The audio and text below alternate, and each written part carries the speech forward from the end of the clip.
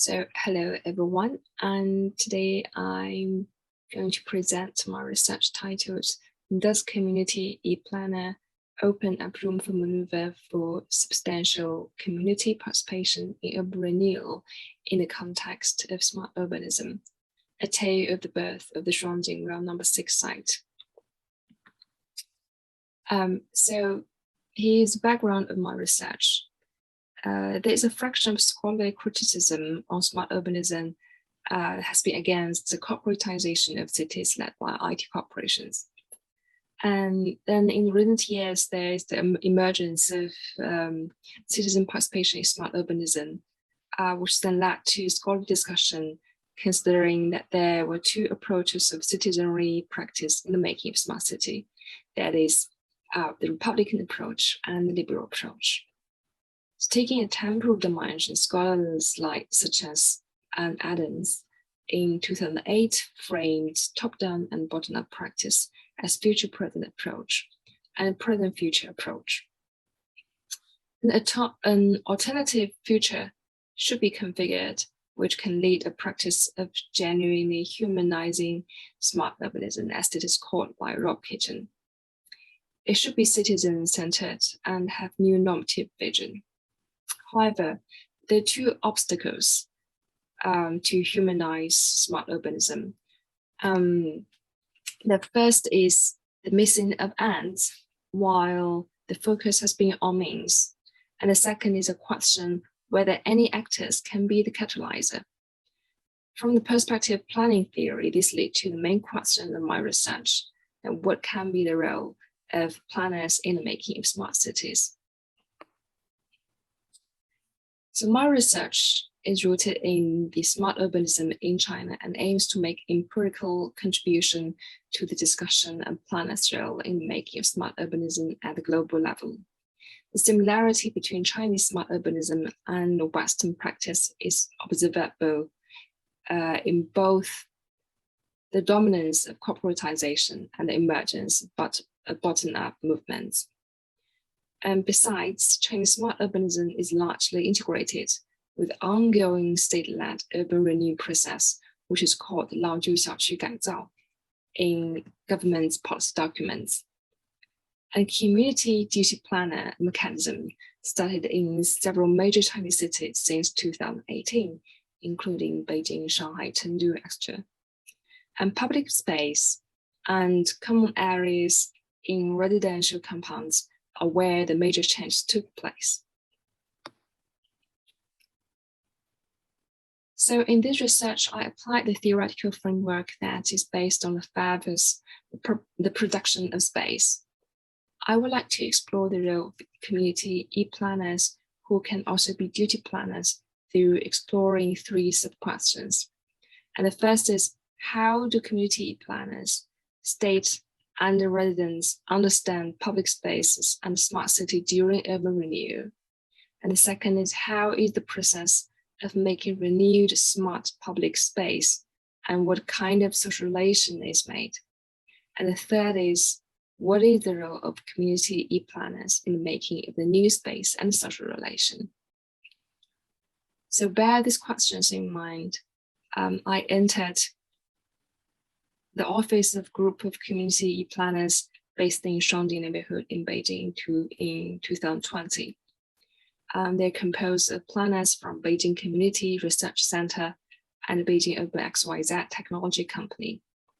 And those community planners are, which I define in the research, the planning professionals working at a community level with urban knowledge, proficiency in geographical information system, like GIS, coding, big data analytics and modeling, and various other computer-based technologies.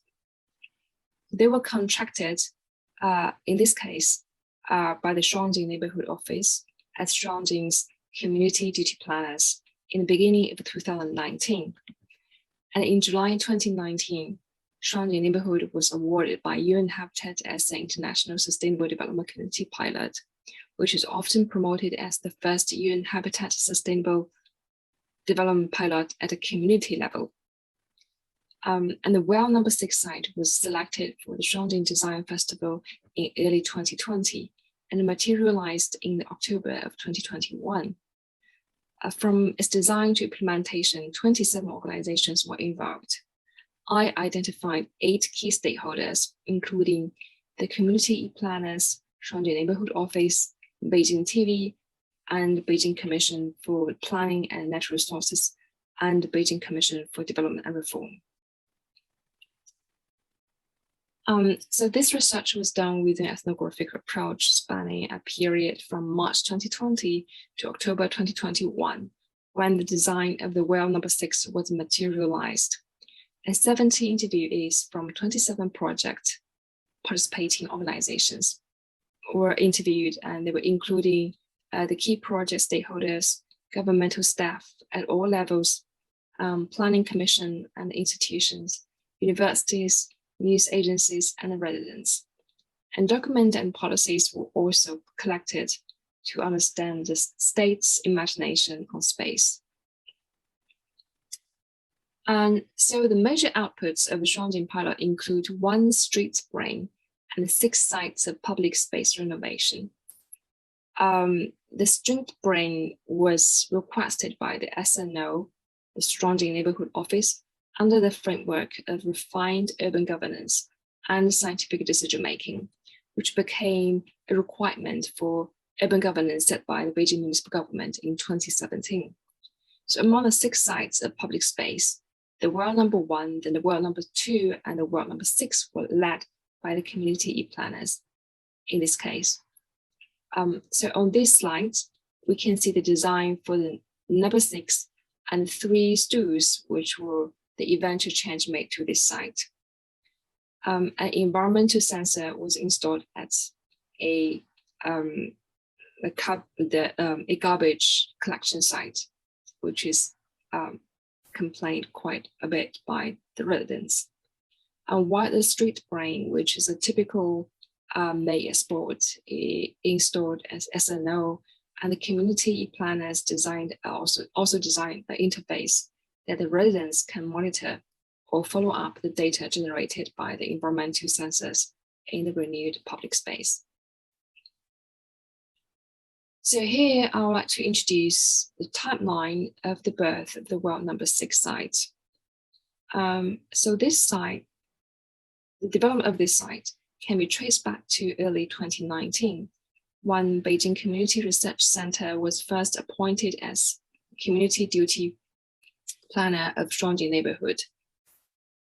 In June 2019, XYZ also, as the community duty planner of Shuangding neighborhood, worked with NDRC, the National Development and Reform Committee, and the Shuangding's neighborhood office to win the award of the UN Habitat Sustainable Community Pilot.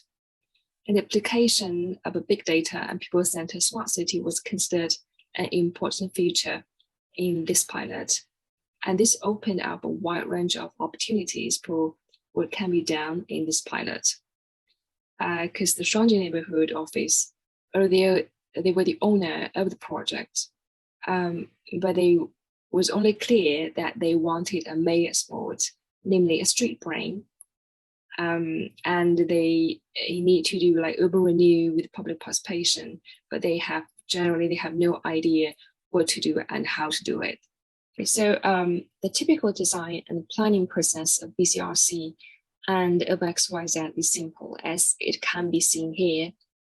And however, the role of BCRC and of XYZ in this process has been way beyond this simplified process. One of the significant observations is their role in rebuilding communities in these residential compounds. And Chinese residential compounds entered post-Danwei era after 1998 housing reform, as it was observed by many scholars. And this new social relation in urban China has also been reflected in built environments through everyday spatial practice. And its negative impact was the emergence of the tragedy of commons in the maintenance of public spaces in residential compounds. And the rebuilding of communities in this case by BCRC and OpenXYZ. They mobilize the local worthies, which is this type of the community leaders in ancient time or in the rural societies in China. And they mobilize those people to participate in the renovation projects. And through offline discussions and online group chats, those people became increasingly active in the public affairs in those communities.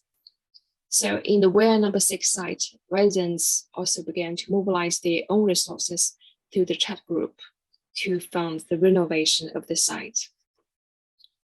So the use of technology also changed the relation between local residents and neighborhood governments. To address the garbage collection issue raised by the residents in the residents meeting, the OpenXYZ and BCRC then installed a low-cost environmental sensor at the garbage collection site and opened data to the residents. With this visualized and publicly accessible data, and the residents began to complain to municipal government with evidence, which held the neighborhood government accountable to the built environment. So through the entire research project, I investigated the imaginations on public space and smart city by the state, the residents, the neighborhood government, and so on. So the state wants to see a public space that can tell a story of public participation in its making and use, and shared and co-governance, which is like called 共享共治 in policy documents, but not necessarily to involve substantial participation. And the local governments, like the neighborhood government, they also want a space with symbolic equipment and easy to maintain. In terms of smart city, and central government sees smart city development as a new economic driver, a way to enhance state security and social control. And it is also a means to improve the quality of decision making and a symbol of modernization to boost solidarity and patriotism.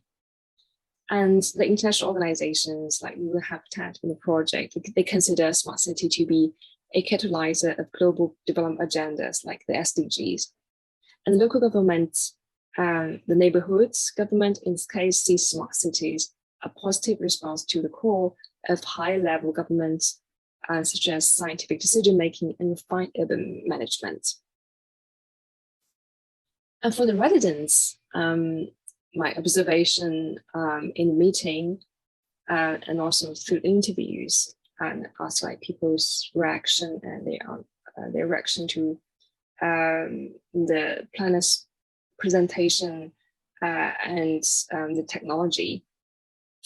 So what they told was like they want public space to satisfy their own needs, but all of them enjoy the enhancements of built environments and convenience brought by technology. The people like they are quite proud of modernization, but serving pressing problems or not is the sole criteria for judgment. And the universities and quite many startups, as like the 3D printing companies, in this case, they share the similarity to seek the test beds through some kind of projects like this. And IT professionals pursue like technical breakthrough, like reading a PhD. So this is observed in the IT team within the community planners group. And community planners, and they believe technology should serve real human needs, and the space making should involve local communities. That's some like core value in their mind. So as the CDP, the community duty planners of Shanghai neighborhood, the community planners in the pilot and the making of the World Number 6 site they are typically intermediary actors and value influencers travel between different imaginations and logics. So between different policy levels, they translate between international development framework and governmental long-term policies and the community's short-term needs in the process of problem identification. And technically and linguistically and technically, they merge human logics and technical logics into one system and reverse state-people relation through technology. And they also resource mobilizer for public-private society collaboration. And they are typically like community builder. And last but not least, and they are the circulator of information resources with an aim to complete a project or to complete the design. So here's the conclusion that the community e-planners, they have the potential to be the humanizer of smart urbanism for their ability to translate and combine top-down and bottom-up logics, their good grasp of urban and ICT knowledge, and their belief acquired through planning education, probably, and in human-centered and participatory urban development as an optive goal. But the level of potential can vary. It depends on where the e-planners they work. So the people working at the e-planners working at different types of organization might show like different potential, and this might need like further investigation.